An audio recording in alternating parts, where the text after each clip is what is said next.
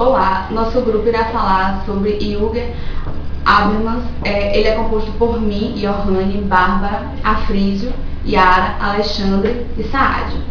Bem, eu irei introduzir esse trabalho falando um pouco sobre quem é ele. Ele é um filósofo e sociólogo. Ele nasceu no dia 18 de junho de 1929. Ele foi professor da Universidade de Frankfurt. Ele pertence à segunda geração da escola frankfurtiana. E ele introduziu um novo pensamento sobre a relação entre a linguagem e a sociedade. Ele também publicou em 1981 a Teoria da Ação Comunicativa, que é considerada até hoje como a sua mais importante obra. Depois de se aposentar, ele ainda continua contribuindo para as ciências sociais. Boa, eu vou falar ainda um pouco sobre Habermas e um pouco do contexto anterior a ele. Bom, na sociedade antes de Habermas, se baseava e se espelhava muito no que as instituições alemãs, faculdades, etc., diziam sobre o que era antes do nacionalismo social de Hitler. Após a escrita crítica de Habermas, quando ele ainda era professor da escola de Frankfurt, ocorreu uma dissociação das ideias anteriores e um direcionamento para a maturidade e autonomia, que eram os principais focos dele. Uma das obras mais famosas de Habermas é Direito e Democracia, no qual ele tende a assemelhar o conceito de justiça com o conceito de direito e política democrática. Alguns dos estudiosos de Habermas tendem a perceber que ele se escreve textos tanto para a primeira fase quanto para a segunda fase. Porém, a sua maior colaboração para a segunda fase específica foi a Ética do Discurso, no qual ele diz, como vão citar aqui os componentes do grupo, no qual ele já tinha previsto isso, dizendo que a ética do discurso vai ser um divisor de águas. Habermas foi um dos pioneiros a falar sobre filosofia política e filosofia do direito, servindo assim como inspiração para a terceira geração a partir de suas reflexões. Então, eu vou falar um pouquinho sobre a relação entre ética e o discurso que Habermas faz. A ética, como todos nós já estudamos, é a investigação e o estudo do comportamento humano, a reflexão sobre a moral. E essa moral é o conjunto de valores fixados pela sociedade. Habermas ele acreditava que as questões morais poderiam ser decididas de uma maneira racional. E essa maneira racional seria através do discurso. Esse discurso seria o momento da gente estar expondo nossas ideias, ouvir as ideias dos outros. A gente ia acontecer uma confrontação dessas ideias e a gente ia chegar a um consenso, a um entendimento pacífico. Ou seja, o discurso é importante para a gente estar interagindo com os outros. É muito mais importante interagir com os outros do que estar expondo nossas virtudes, mostrar quão inteligentes somos e tal. Existe uma diferença clara entre a ética do discurso proposta por Habermas e a ética clássica da filosofia metafísica. Enquanto a ética clássica ela se preocupa com questões, aspectos centrados muito no sujeito, como, por exemplo, o bem individual, como se chegar à felicidade individual, qual é a forma mais válida de viver. A ética do discurso, ela não se ocupa de tratar aspectos de cunho tão pessoal, e sim temas mais generalizáveis. Ele cita como exemplo a noção de justiça e de autonomia. Ele diz que um tema que realmente é de importância, de relevância moral, é a justiça.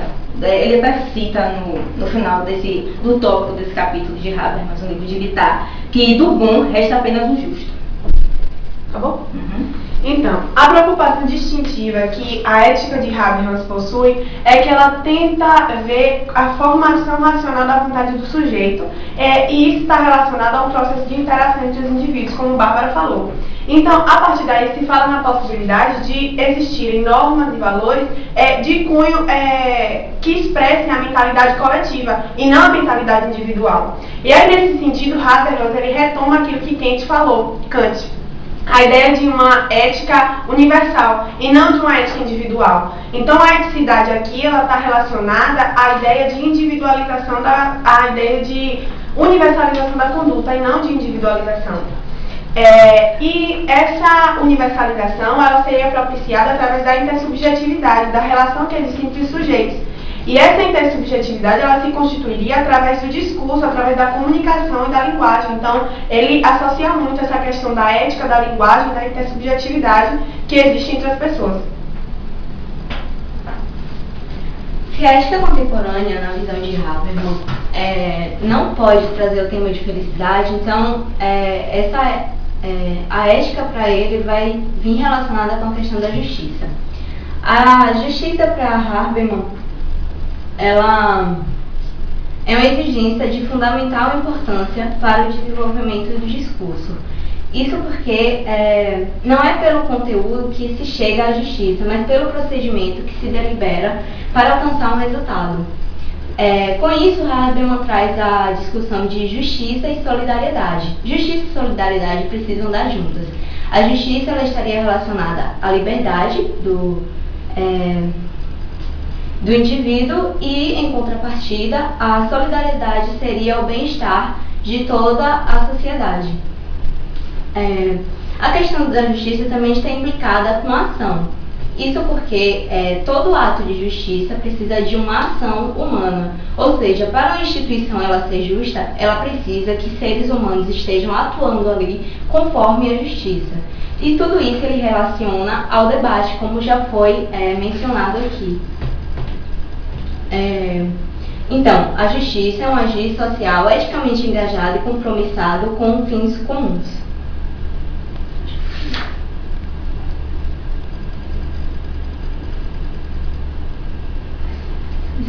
As exigências formais da ética do discurso, como se percebe, não são exigências de conteúdo, mas exigências de procedimentos pragmáticos, ou seja, centrados na situação comunicativa.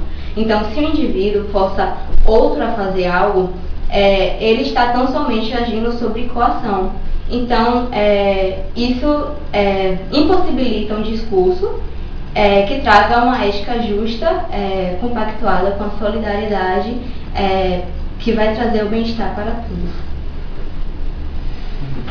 O que se percebe então é que com a ética do discurso, ele muda o foco da ética para o conteúdo dos valores morais e ele tira o foco do conteúdo dos valores morais e passa para o procedimento de análise e discussão desses valores. Esse procedimento deve ser o diálogo, o discurso racional e não violento.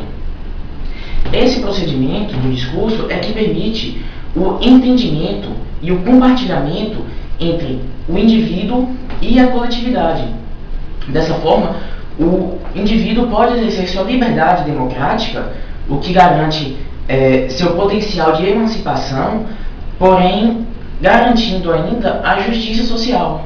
Ele tem essa ética, portanto, ela permite uma mediação, uma interação entre a liberdade e a solidariedade. E é muito importante focar que ela deve ser racional e não violenta, porque esses são requisitos de validade para o discurso.